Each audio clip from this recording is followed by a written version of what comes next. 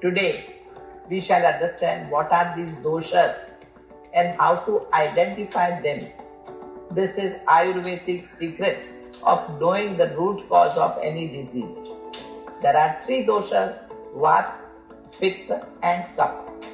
These doshas get their qualities from the combination of five elements in the nature, that is water, earth, fire, space and air.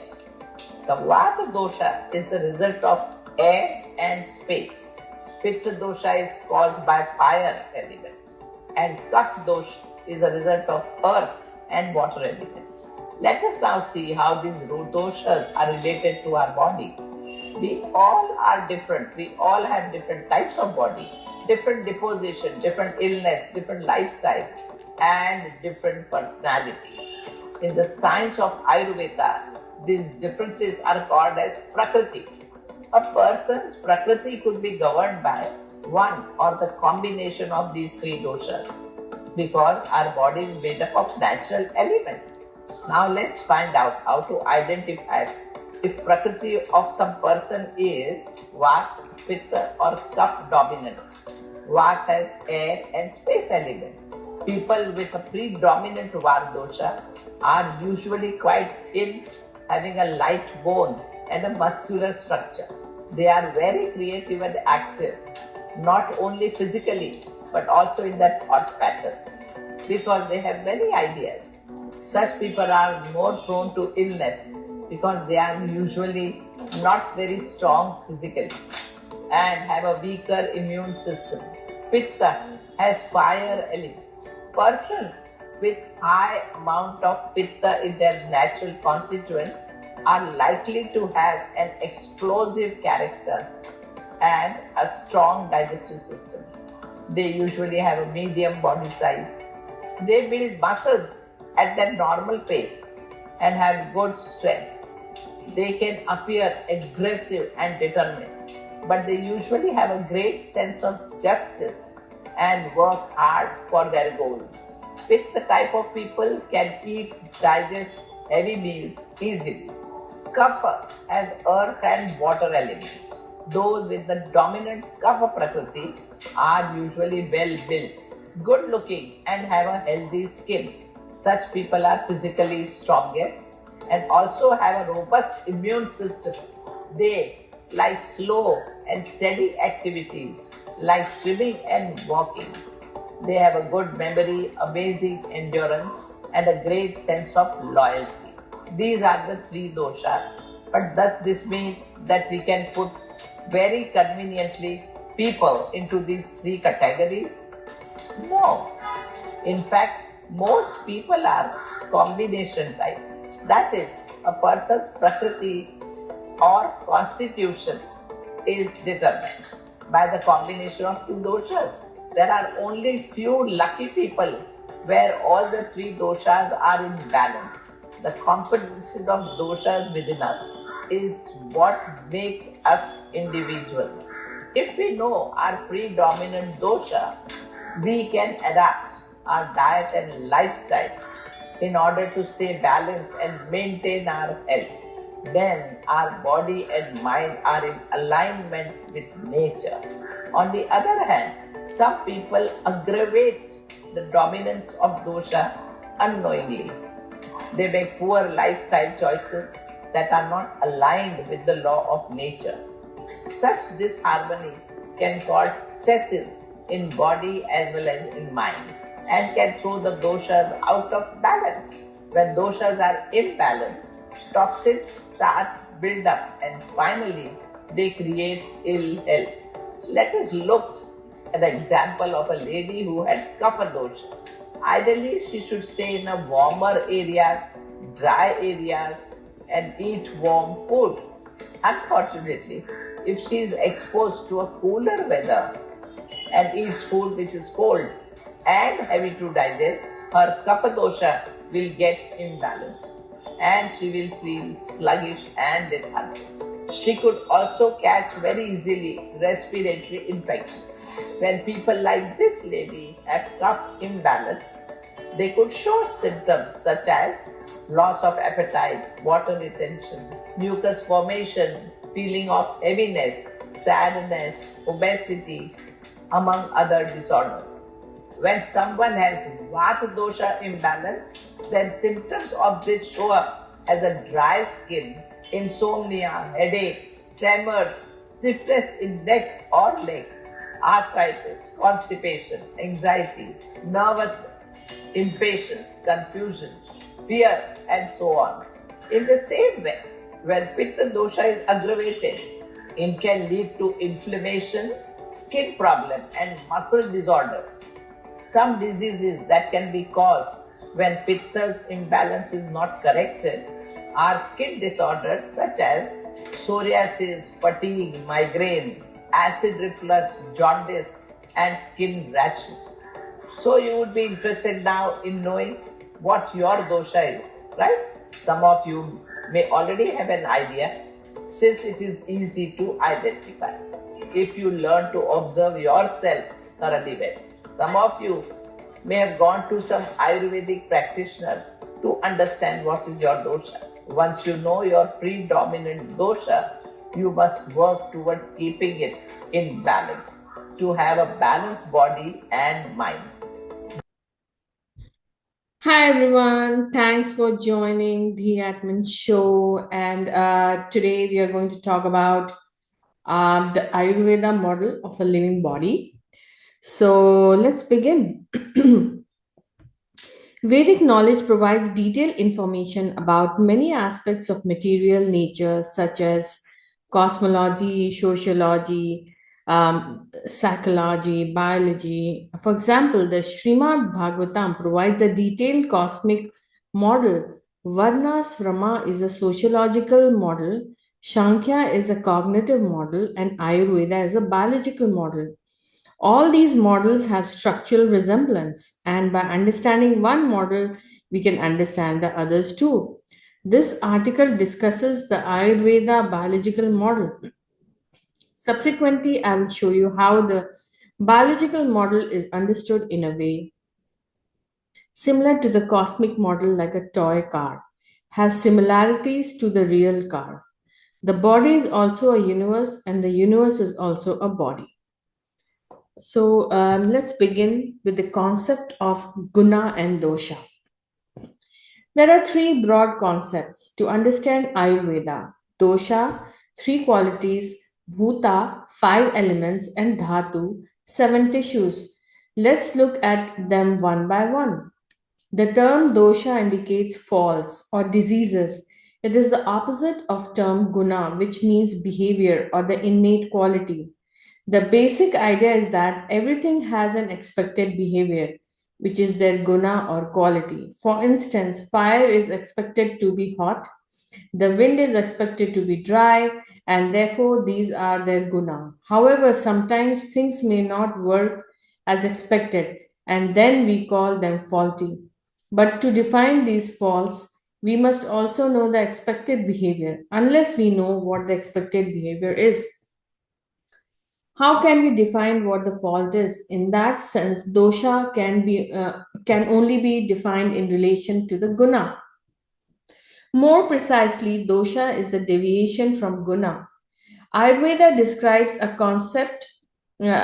typical of conceptual space in which both guna and dosha can be denoted. It is noteworthy that every living body has its unique guna, called its constitution, and therefore we do not expect all bodies to behave the same. This can be expressed by the idea that each body has an intended location in the conceptual space, but when it comes to disease, its location is changed.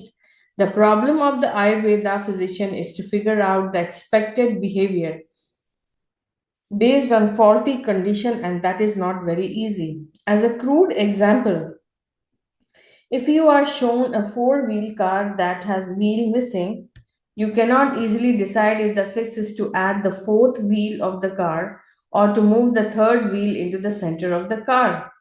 It is possible that fault in the question is that the car only had three wheels, but one of the wheels moved into the side. It is also possible the car had four wheels but it lost a wheel. Unless you know the intended state of the system, it is hard to determine the fault simply based on observing the faulty condition. Since each body has unique guna, it has a different intended state. The primary reason for the failure of a medical system, not just Ayurveda, is that it fails to diagnose the expected state based on faulty state because it fails to see the uniqueness in each individual that is being cured. In modern Western medicine, the individual is removed from the study to keep the practice objective. In other words, medical science applies the same drug procedures and tests for everyone, ignoring the uniqueness. The result is that prescription and cure creates many side effects because the doctor is taking a diseased body from one state to another without understanding the guna or intended state. The concept of guna and dosha is foreign to modern medicine because matter does not have an intended state, as there is no intention in nature. Without knowledge of the intended state, medicines have side effects often discovered after a drug is in use, entailing that most testing should have been done. This is the cause of skyrocketing healthcare costs because science doesn't acknowledge that each body has unique intended state. When all bodies are treated in the same way, each body produces a different side effect. The concept of guna and dosha seems unique to Ayurveda, but this is not a medical concept per se. It is rather a generic notion that each material system has an intended state. When it deviates from the state, we call it disease or fault. We cannot call something a disease unless we define health. Therefore, guna is the concept is the description of a unique healthy state, and dosha is the characterization of disease. Is it any surprise that we begin studying medicine by defining what we mean by health and disease and how to measure them? The concept of Panch Mahabhuta. Ayurveda uses the ideas of five gross elements in Sankhya philosophy, where material nature is organized hierarchically from top to bottom. The top being the most abstract concept, and the bottom is the most detailed concept. Ayurveda deals with the gross material body, so only the lowest part of this hierarchy is considered relevant. Although, in principle, the understanding of the subtle body, sense, mind, intellect, ego, and mahatva are also important for a full grasp of the theory. The lowest five level of material hierarchy are called from top to bottom: Akash ether, Vayu air, Agni fire, Jala water, and Bhumi earth. These names are not perceived objectives. We call water, air, earth, etc. These are rather levels of conceptual abstraction in any material system. Thus, for instance, earth is the most detailed tier of description of a body. Water is the description of same body. At a higher level of abstraction, similarly, fire, air, and ether are successively more abstract description of the same body. Just as modern science we can explain a phenomena at the level of subatomic particle or molecules or cells or organs, in the same way Sankhya also describes the same reality at different levels of abstraction. The difference is that modern science is reductionist, that is, it regards any abstract description to be a human convenience with no reality, while Sankhya considers all these levels as being materially real. This is because the abstract perceives the details. Nature draws the outline of a picture before filling in the details. In other words, the organ exists before the cell exists. The cells exist before the molecule exists, and the molecule exists before the subatomic particle exists. These are parts of a conceptual hierarchy in which the abstract precedes the contingent. We must note that the organ, the cell, or the molecules are also atomic objects, and yet they are higher, not because they are physically bigger, but because they are symbols of higher level meanings. In that sense, Sankhya doesn't claim the existence of new reality that we might call abstract concept. Rather, it tells us that atomic objects are not physical entities. Some of these objects denotes abstract concepts, while other denotes detailed concepts. Which atomic object represents which level of meaning is not based on their physical properties, but on the location in the space. These locations are not at the same level in linear space. Rather, locations themselves are higher and lower. Just like an ordinary man can get elected to a post of president of a country, which is the highest office, similarly, an atomic object can occupy a higher location and thereby become an abstract object. Simply by sitting in the right chair, an ordinary person becomes the president. Similarly, by occupying the right position in the atomic object becomes a logically abstract entity. Therefore, the different elements such as earth, water, fire, air, and ether are not different material categories, but rather different hierarchical positions in a hierarchical space. They are given these names because as matter becomes more detailed, those details appear as more perceptual properties to our senses. For instance, ether has the property of sound, while air has the property of sound and touch, and fire has the property of sound, touch, and sight, while water has the property of sound, touch, sight, and taste, and earth has a property of sound, touch, sight, taste, and smell. If the body is treated as a book, then ether is like table of content that points to different chapters. The chapter summary at the beginning of each chapter is like the element air. The different section titles in the books are like the fire element. The paragraphs and sentences inside each section are like the water element. And the words inside the sentences are like the earth element. The body is organized like a tree, and as you traverse down the tree, you find newer details. So now let's move on to the concept of dhatu. This is indeed a unique concept in Ayurveda. The body is described to be organized around the stable core and successive layer of organization that change at faster and faster rates.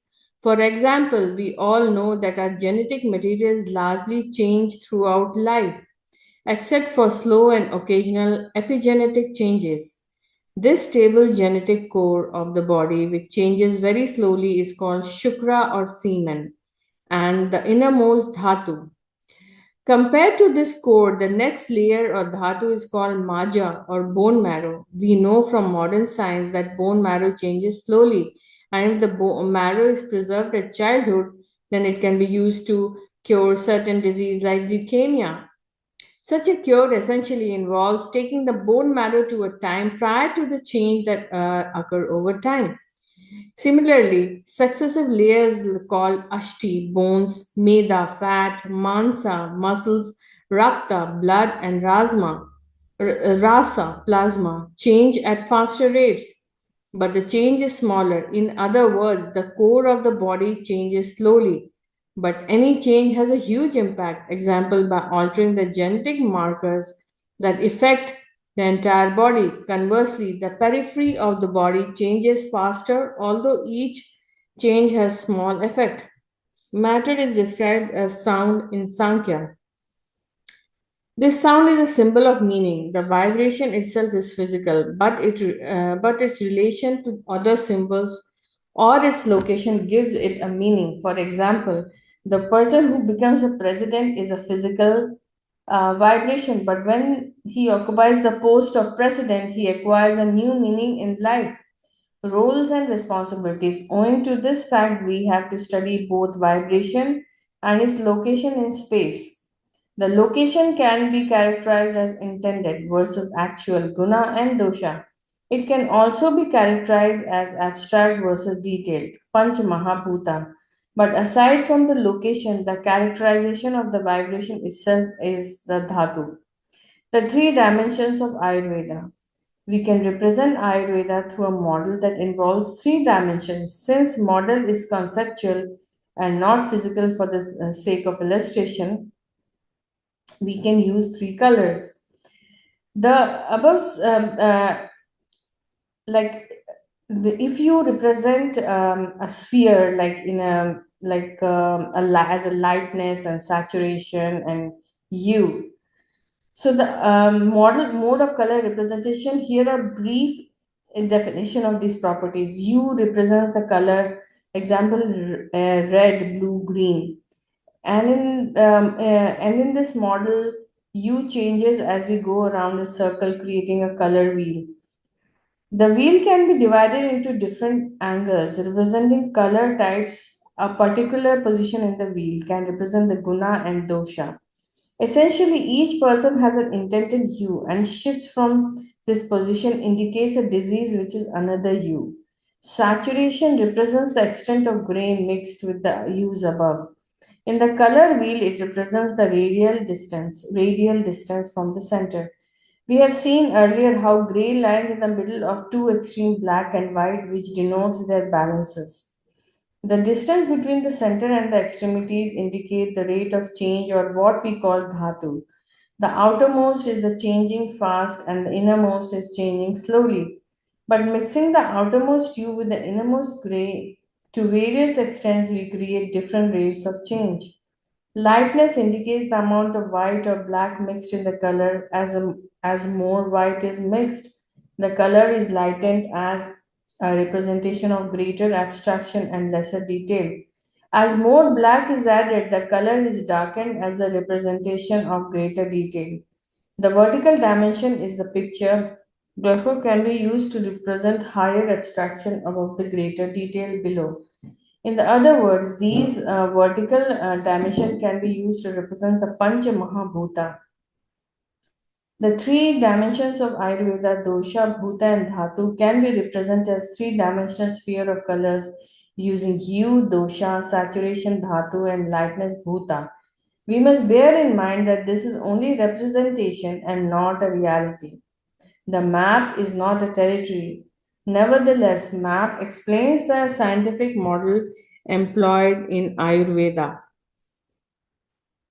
The nature of medical diagnosis. In this model, a person has expected or intended state like a slice of sphere cut vertically. Example, the vertical slice of blue, which is 7 layers of dhatu and 5 layers of panchabhuta.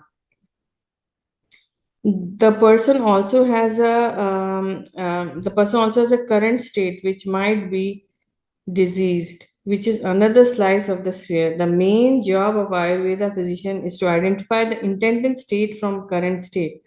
However, Ayurveda research also involves the search for the best medicine to change one state to another. A normal condition is thin one-sided vertical slice of the color sphere. The slice indicates that the person has a body which is vertically comprised of Panch Mahabhuta. However, within each Mahabhuta are seven Dhatu.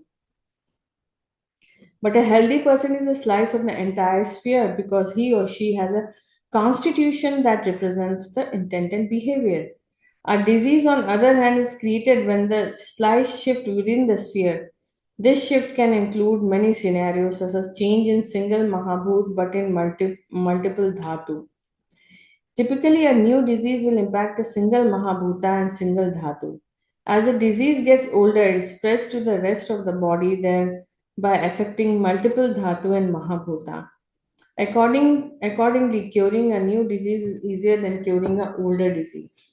The reason is that as the disease gets older, there may be a shift occurring in the clockwise direction inside ether and air, while simultaneously there is a shift occurring in anti-clockwise direction inside water and fire. Curing such disease is hard because whether you move the body in a clockwise or anti-clockwise direction, and the patient may not tolerate the treatment. The problem doesn't occur if the disease is only in one direction and problem is reduced by the clockwise or anti-clockwise movement is limited to single mahabhut or single dhatu. The bottom line is that cure for a disease is easy if the cure is applied early in the disease. The cure is very hard when the disease is old. This means that the emphasis on healthy living, that is catching and correcting the problem very early and not waiting the symptoms to manifest. The three guna and dosha. the three guna and dosha called the kapha, vata, and pitta. To end, because we should first understand the Panch Mahabhuta, earth, water, fire, ether. Before we can understand dosha and sankhya, the Panch Mahabhuta are called the sense objects, which are produced from the tanmatra or sense properties, which in turn are produced from the sense. For example, if the eye is sense of sight, which then sense produces properties such as color, form, and size, which are called the tanmatra. And the sense objects are specific types of each of these tanmatras. For instance, yellow and red are types of color, bitter and sweet are type of taste, square and circle are type of form. Gross body is therefore non-material substance. It is rather objective properties such as type of color, a type of form, etc. In Sankhya, all these types are produced by the combination of three qualities of nature, the sattva, rajas, and tamas. And these qualities produce different types of each property. For example, color has three basic types, red, green, and blue. Similarly, the taste has three basic types, sweet, sour, and bitter. It is noteworthy that the same three types appear across five bhuta and seven dhatu, and each case a different triad of property is created. Rather than describe each type of triad is called bhuta and dhatu.